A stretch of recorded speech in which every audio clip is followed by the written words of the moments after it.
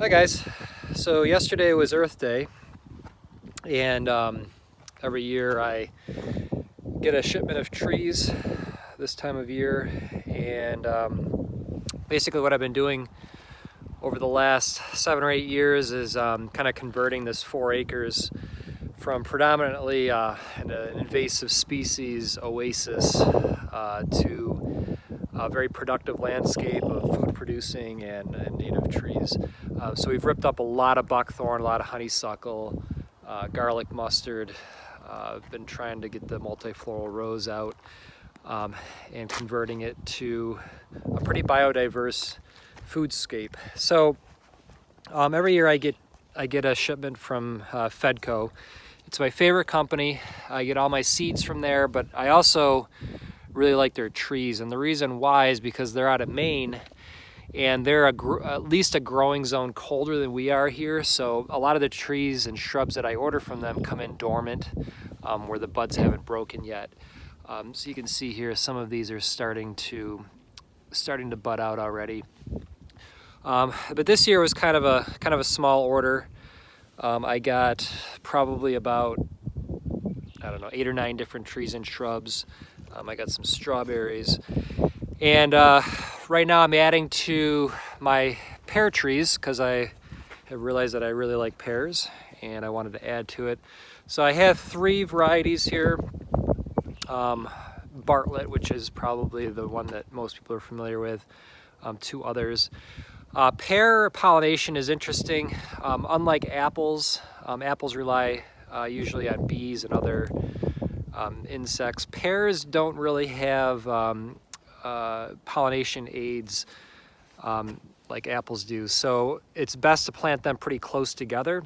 So we have 3 right here, and these are only about 8 feet apart.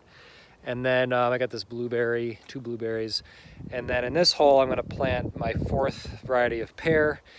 So I just go in, I loosen up the soil, I dig a pretty big hole, and I have this mixture of soil that I made myself. I got some rotted wood chips, I have some sphagnum moss, or peat moss I should say, sustainably sourced if you can. I put some sand in there. There's some perlite, which basically what you want is like a nice fluffy mixture so that these roots, because these are all bare root, so that these roots can easily go through that soil and then start to work into the native soil that's there. So I'm going to plant this, and I'm just gonna set the phone down for a second.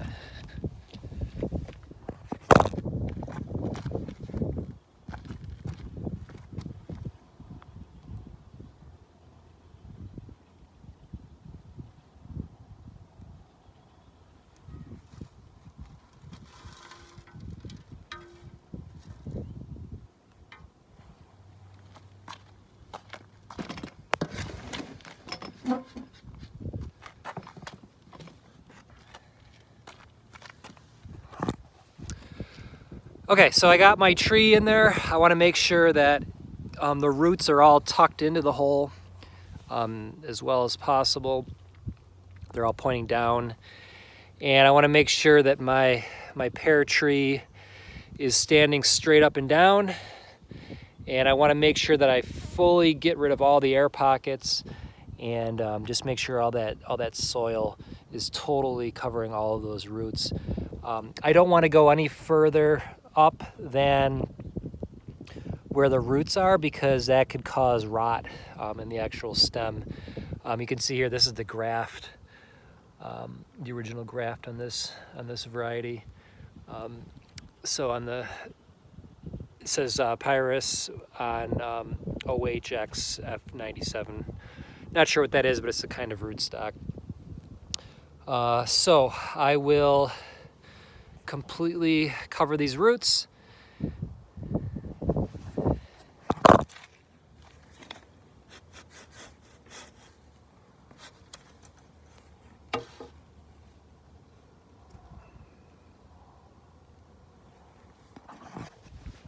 What I do is I kind of give it a quick tug just to get all of the air spaces taken care of.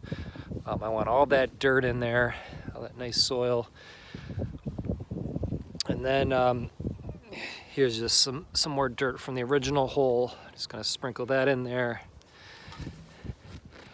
Over time, this dirt's gonna settle down. So I have to keep an eye on this. I don't want the roots to get exposed. And then I'm just gonna kick in some of these wood chips. And then finally what I do is I have a local coffee roaster save me some of their bags.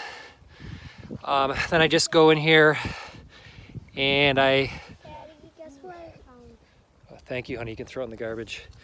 Okay, then I just take this old coffee sack, I cut a hole in it, or a strip, and what I'll do is I'll then take wood chips and I'll sprinkle them over top of that. And what that does is it prevents weeds from growing up and outcompeting that tree.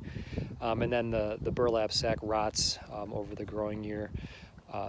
So most coffee roasters have these things laying around, and a lot of them are really good about saving them for people. But that's about it. I got some work to do, so thanks for watching.